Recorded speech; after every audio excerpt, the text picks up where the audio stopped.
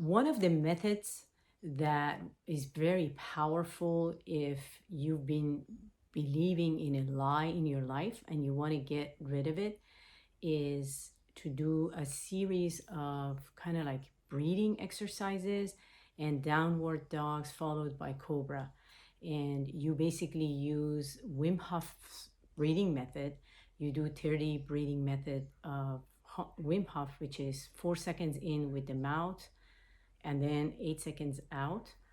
And then after that, you go to downward dog and you breathe in, breathe out from the mouth 5 times.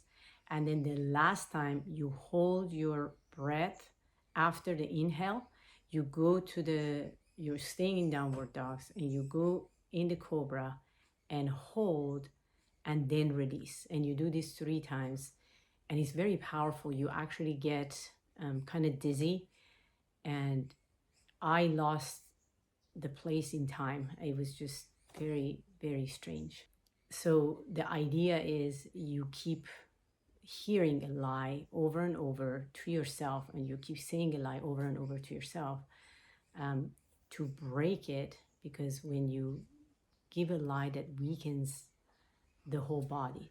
So you are strengthening the body with this exercise.